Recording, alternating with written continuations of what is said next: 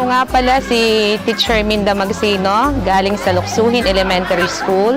Nang malaman namin na may ganitong patimpalak, na bigla kami kasi matagal na nung mapasali ang aming mga eskwela. Parang nasa second year high school, college na yung huling sumayaw ng ganito. Kaya nag-isip kami agad, ano kaya ang aming gagawin? Sino ang magtuturo sa kanila? Kaya parang nawindang-windang kaming lahat ng mga teachers nung malaman namin na may gantong patimpalak. Ang mga kalahok namin na kasali sa cluster ay galing sa Sandalan, Balanga, Dayapan at ito nga aming mga taga-Luksuhin. Binubuo kami lahat ng bale ay 54 na mga bata. 25 ang galing sa Luksuhin Elementary School at 29 naman ang galing sa Balanga Elementary School. Ang mga materials namin ginamit sa patimpalak na ito ay buhat sa kulambo. May mga kawayan din kami nagagamitin, pati may pamaypay at saka yung may tingting din nagagamitin namin bilang pang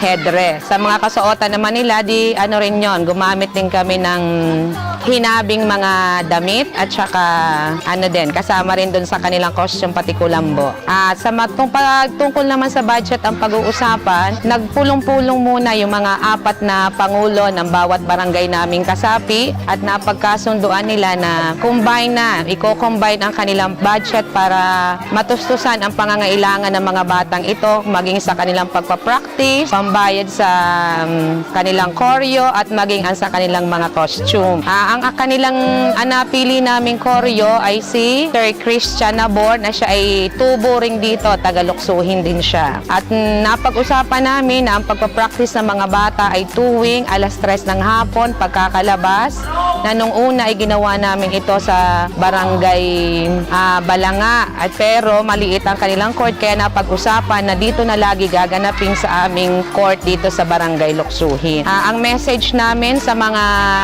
dancer, 10 ng aming mga kasamahang mga guro, na sana lalo pa nilang galingan, ibigay talaga ang kanilang buong galing para kung hindi man kami manalo, at least maipakita namin ang aming pakikiisa sa ginawang programa ng ating pamahalaan. Nais namin pasalamatan lahat ng mga tumulong upang ito ay maging produktibo, katulad ng aming lahat ng pangulo ng bawat kasapi namin sa aming cluster, sa mga magulang na handang sumuporta sa kanilang mga anak, at maging ang mga kapwa ko mga guro sa Balanga at sa Luksuhin, at pati sa mga batang ito kami nagpapasalamat dahil alam namin sila'y napapagod sa kapapractice ulit-ulit, at sana lalo pang maging matagumpay ang ating mga programa sa buo nating bayan. Salamat po.